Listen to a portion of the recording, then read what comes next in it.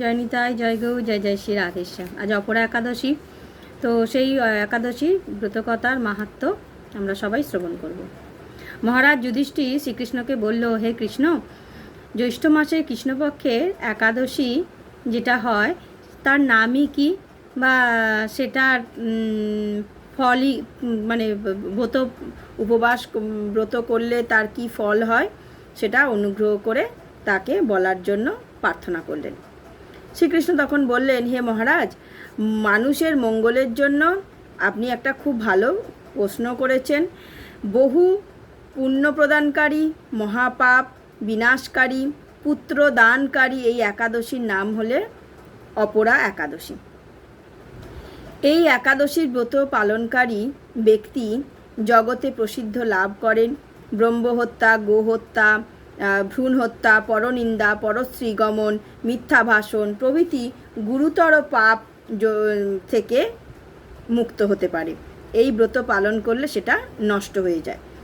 যারা মিথ্যা সাক্ষ্য দান করে, ওজন বিষয়ে ছলনা করে, শাস্ত্রের মিথ্যা ব্যাখ্যা প্রদান করেন, জ্যোতিষের মিথ্যা গণনা করেন, মিথ্যা চিকিৎসায় রত থাকেন, তারা সকলেই এই নরক যন্ত্রণা থেকে মুক্তি পাবে যদি এই ব্রত পালন করে। এই সমস্ত ব্যক্তিরা যদি ব্রত পালন করে তাহলে তারা সর্বপাপ থেকে মুক্ত হতে পারবে। ক্ষত্রিয় যদি স্বধর্ম ত্যাগ করে যুদ্ধক্ষেত্র থেকে পালিয়ে যায় তবে সে ঘোরতর নরকগামী হয়।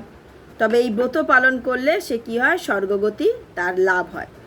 মকর রাশিতে সূর্য অবস্থানকালে মাঘ মাসের প্রয়াগ স্নানে যে ফল লাভ হয়, শিবরাত্রিতে কাশীধামে উপবাস করলে যে পুণ্য ফল লাভ হয়, গয়াধামে বিষ্ণু পাদপদ্মে পিণ্ডদানে যে ফল লাভ হয়, সিংহ রাশিতে বৃহস্পতির অবস্থানে গৌতমী নদীতে স্নান করলে যে ফল লাভ হয়, কুম্ভে কেদারনাথ দর্শনে, বদ্রিকাশ্রম যাত্রায়, বদ্রীনাথ নারায়ণ সেবায়, সূর্যগ্রহণ কুরুক্ষেত্রে স্নানে, হাতি ঘোড়া স্বর্ণদানে এবং দক্ষিণা সহ যজ্ঞ সম্পাদনে যে ফল লাভ হয়, এই ব্রত পালনে সেটা অনায়াসেই লাভ হয়ে যায়। এই ব্রত পাপরূপ বৃক্ষের কুঠার স্বরূপ, পাপরূপ কাষ্ঠের দাবাগ্নির মতন, পাপরূপ অন্ধকারের সূর্য সদৃশ্য, পাপহস্তির সিংহ স্বরূপ। তো এই ব্রত পালন না করে যে ব্যক্তি জীবন ধারণ করে তার জলে বুদবুদের মতন তাদের জন্মটা মৃত্যু কেবল সারই হয়। ঠিক আছে, তাদের জন্ম মৃত্যু কেবল সার হয়। তাই জন্য এই ব্রত অবশ্যই পালন করা উচিত। অপরা একাদশী ব্রত উপবাস করে বিষ্ণু পূজা করলে সর্বপাপ থেকে মুক্ত হয়ে বিষ্ণুলোকে গতি হয়। এই ব্রত পাঠ করলে, শ্রবণ করলে, কীর্তন করলে সহস্র গোদানের ফল লাভ হয়। তাই সবাই আমরা এই পাঠের শ্রবণ করব।